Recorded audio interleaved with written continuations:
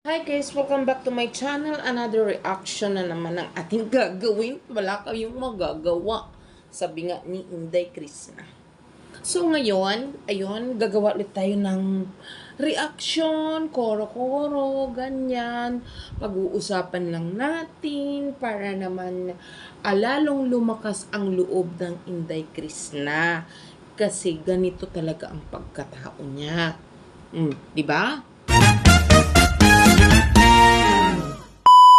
Na nga, sa bagong upload niya guys, doon na, di ba, nandoon siya ngayon sa kanyang lupa niya yun, kasi siya ang bumili nun, kumbaga siya ang tumubos, di ba, binenta ni mama niya, tapos tinubos niya nung kumita na siya sa YT, di ba.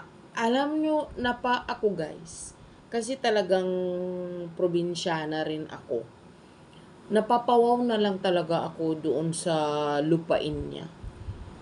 Kasi, alam mo yon, ako sa ganitong edad ko na, 'di ba? Parang dati ang bukang bibig ko gusto kong pumunta ng Manila, ganyan ganyan. Pero ngayon sa edad kong ito, yan talaga ang gusto ko, magbungkal ng lupa, magtanim, gusto kong maghalaman, maggarden, ganyan ganyan. Kaya alam nyo, sa murang edad ni Krishna, grabe na yung experience in life niya when it comes to like bukirin, kung papaano maiaangat ang kanyang pamilya, yung baga trabaho ng lalaki, kayang-kaya niyang gawin.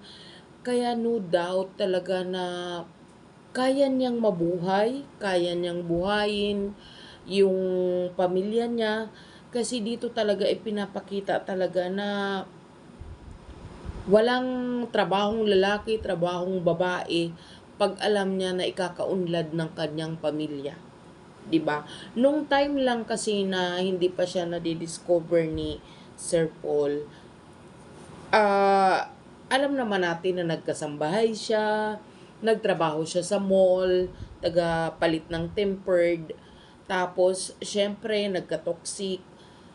Ayaw niyang mabakante yung sarili niya dahil ayaw niya na wala siyang kita. Kasi iniisip nga niya na sa susunod na bukas, paano ang kanyang pamilya, 'di ba? Kaya kasi hodang trabahong lalaki yan, magbungkal, magtanim, maguling, pinasok niya yun para sa pamilya. 'Di ba? Tapos ito ngayon, fast forward, nakuha niya ulit ang kanilang lupain na dahil sa kahirapan ay naibenta yun ng kanyang parents para hindi magutom, 'di ba? Pero ito ang dahil nga sa mayroon siyang dreams na makuha ulit yun, talagang nagsipag siya. Siyempre, sa tulong na rin ni Sir Paul, 'di ba? Nakuha niya ulit ito. O bayad na, 'di ba? Kasi nung time na kinuha niya yun, may kulang pa, parang may kulang pang 50 or 150. O 'di ba? Ngayon, ayan, nililinis na niya. Ang dami ng tanim na kakao at ang ganda ng plano niya, guys. Maglalagay siya ng kubo-kubo ba, parang rest house, 'di ba? At saka napakaganda ng lugar niya. Kaya talagang how I wish may ganyan akong lupain na pagtataniman, guys, 'di ba? Kami meron naman kami, pero ano yun yung mga niyog. Oo, yung kanila kasi ang daming fruit bearing trees. Magmula doon sa lola niya, papunta dyan sa kanilang lupain, talagang sagana sila, no? Daming mga mga prutas, 'di ba? At saka walang keme si Inday Krishna. Lahat kaya niyang gawin na hindi kaya ng ibang babae yan. Sa ganyang edad, 21, 'di ba? Kaya na niya kulang na nga lang yung ano yun, yung ano bang tinanong ng Sir Paul, yung di makinang panghiwa na pamputol ng kahoy. 'Di ba yun na lang ang hindi niya natatry. Other than that, kaya niyang gawin.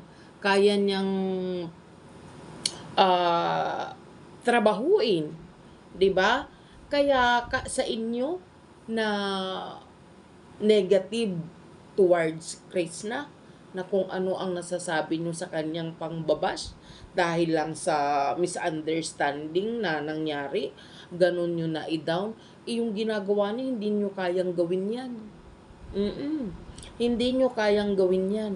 Itong tao na pilit nyong dinadown, pero ayan, nagsisikap, umaasenso, may malawak ng lupain ikayo. Diba? Yun ang sinasabi ko sa inyo, na don't judge the person or don't judge the book by its cover. 'Di ba? Hindi nyo alam ang kapasidad at hindi nyo kaya ang kapasidad ni Krishna. O 'di ba? Doon lilinisin niya. Napakaganda talaga, ang ganda talaga ng place nila, ang ganda ng lupain niya, tas ang ganda ng plano niya sa edad niyang ganyan, 21. O di ba? At saka sana nga doon siya pasyalan ni Sir Paul pag may rest house na, o di ba? Assuming na naman ako. O bakit? Malay nyo, manifesting lang mangyari 'yun, di ba? O lilinisin niya, maglalagay siya doon ng rest house, ng duyan, at doon niya ikakabit ang kanyang Starlink para doon na siya magtatambay. O di ba? Talagang nakaprogram na sa ulo niya, nakaprogram na sa utak na kung ano yung gagawin niya or ano yung tatahakin niya in the future. Di ba? At malay natin by next year, mag-aral naman siya. O di ba? So, itong sinasabi ko sa inyo, 'di ba? Na kunting pagkakamali lang niya, kung ano man yung pagkakamali niya, grabe nyo na siya i-bash. 'Di ba? Pero hindi nyo nakikita yung kabutihan na ginagawa niya para sa pamilya niya. 'Di ba? Walang bibihira ang babae na ganyan gumawa trabaho ng lalaki na gagawa niya. 'Di ba? Ganun ang isang Krishna mahusay, aka Peking Koreana. 'Di ba? Mayroon pangarap. Talagang ginagawa niya ang lahat para umunlad siya, umasenso siya na walang inaapakang ibang tao.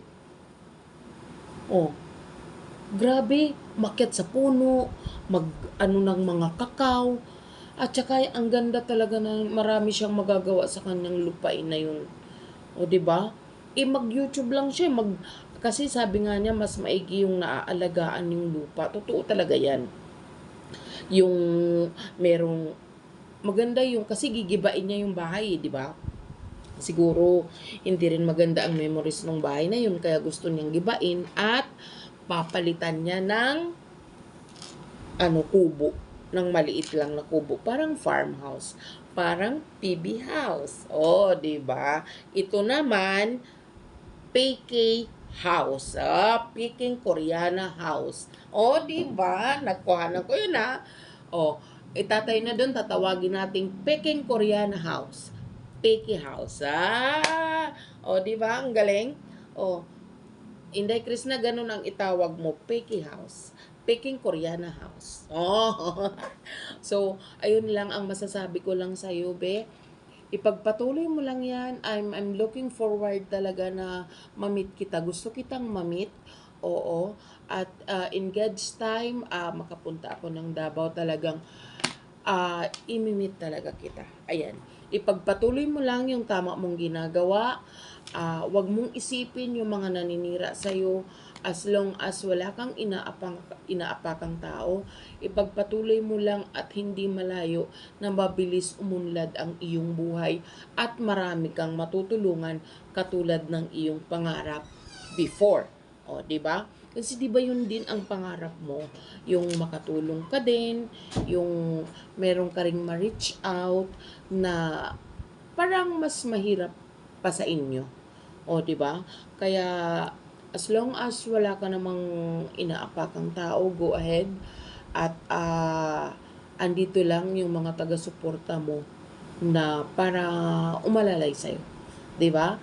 So, yun lang guys ang aking reaction for today's video.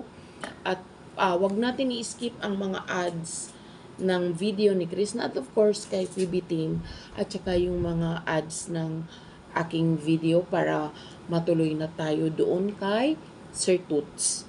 Okay? So, thank you guys for watching. God bless everyone.